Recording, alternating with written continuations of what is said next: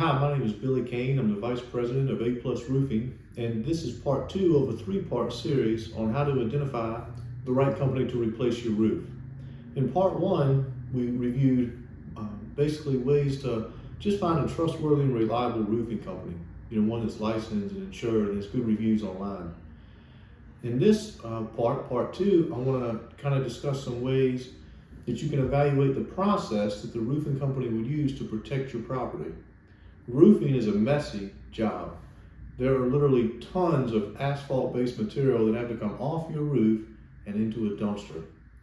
Additionally, there are literally thousands of nails. I figure the average roof, in my estimate, has between 20 and 30,000 nails, many of which are going to come off in the process.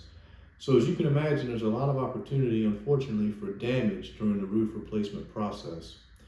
But I don't tell you those statistics or that information to scare you.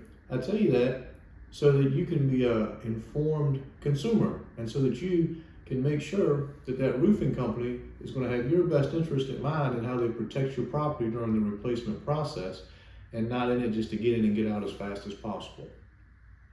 So when it comes to methods to protect your property, there are kind of 3 buckets or categories I would group them into. The first is prevention. I think about the old saying, an ounce of prevention is worth a pound of cure, and I think that definitely applies in roofing. So first of all, in terms of prevention, the first thing that I would consider is your driveway. So for example, if you have a hard surface driveway like an asphalt or an aggregate driveway, I would want to know what kind of dumpster the roofing company will use to protect your driveway. There are 2 main types of dumpsters that are used. The first is the steel kind that sits directly on your driveway. Sometimes there's a piece of wood put under it to kind of disperse the weight. And these are not our first choice when it comes to a hard surface driveway, because sometimes the drivers that drive these dumpsters aren't the most careful when it comes to getting that dumpster off the truck and getting it back on, and it can result in scratches or gouges in the driveway. Additionally, when you have tons of weight sitting in a steel dumpster on like an asphalt driveway, during the hotter months of the years, the dumpster can literally imprint itself into the driveway, which is obviously a bad situation. So we almost always use, or at least try to use, unless the driveway is real steep or something like that, either a pull-behind trailer or something like an F-250 that has like a dump bed to it. These, because they sit on wheels, distribute the weight better and therefore protect the driveway. Also, in terms of prevention, something I would be asking would be, who's going to move stuff away from my property? Like grills and furniture and potted plants, lights, flags, things like that. Is that going to be your responsibility as a homeowner, or is the roofer going to take care of that for you? And then also, what's going to happen with like things that can't move, like your deck or your rails or your yard or your bushes?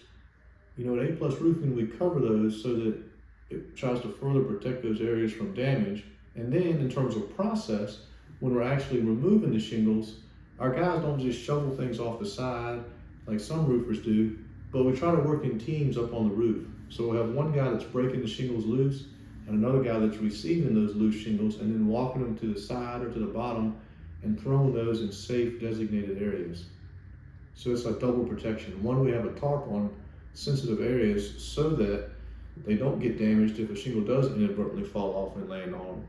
And then also, we try not to throw them there in the first place. We try to throw them on tarps in the yard or directly in the dumpster whenever possible.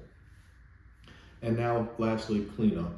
Cleanup is obviously critical to any roofing process because you don't want to be left with a bad taste in your mouth for years to come after your roof is replaced because the roofer's left 100 nails behind or 1,000 nails behind.